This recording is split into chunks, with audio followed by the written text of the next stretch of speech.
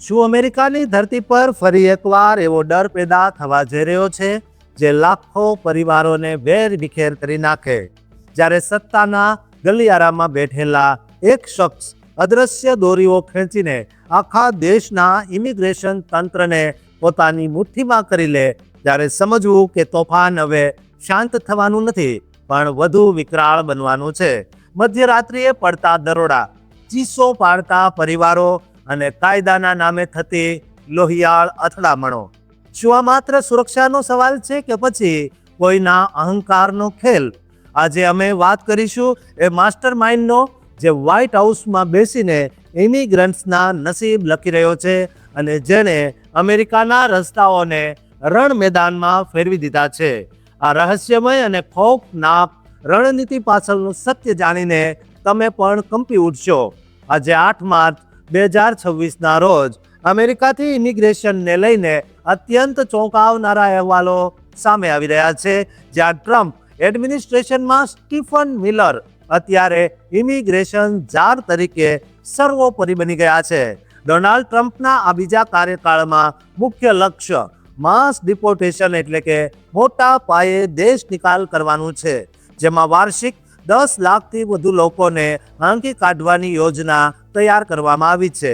જાન્યુઆરી 2025થી ice એજન્સીને દરરોજ 3000 લોકોની ધરપકડ કરવાનો ટાર્ગેટ આપવામાં આવ્યો, જે સામાન્ય દિવસો કરતાં 4.5 ગણો વધુ છે. સ્ટીફન મિલર પોતે white house deputy chief of staff તરીકે સોમવારથી શનિવાર સુધી રોજ સવારે 10 વાગ્યે અધિકારીઓ સાથે મીટિંગ કરીને માઇક્રો મેનેજમેન્ટ કરી રહ્યા છે. તેમનો આદેશ સ્પષ્ટ છે કે માત્ર ગુનેગારો જ નહીં પણ સામાન્ય ઇમિગ્રન્ટ્સને પણ નિશાન બનાવો, જેના કારણે અત્યારે હોમ ડેપો અને 7-Eleven જેવા સ્ટોર્સની બહારથી ડે લેબરર્સની અંધાધૂંધ ધરપકડ થઈ રહી છે. મિલરની રણનીતિ મુજબ કાયદેસરના ઇમિગ્રેશનમાં પણ 33%થી 50%નો કાપ મૂકવામાં આવી રહ્યો છે, જેની અસર હાઈ સ્કિલ્ડ વર્કર્સ અને વિદ્યાર્થીઓ પર સીધી રીતે પડી રહી છે.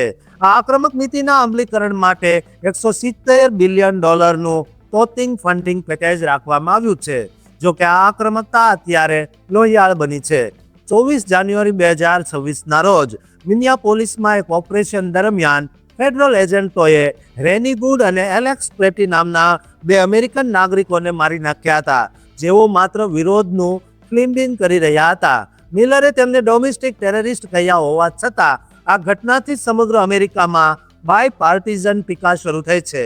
આ વિવાદો અને આંતરિક ભ્રષ્ટાચારના આરોપોને કારણે 5 માર્ચ 2026ના રોજ DHS સેક્રેટરી ક્રિસ્ટી નોમની હકાલપટ્ટી કરવામાં આવી અને તેમના સ્થાને હવે 31 માર્ચથી સેનેટર માર્ક વેન મુલિન કાર્યભાર સંભાળશે.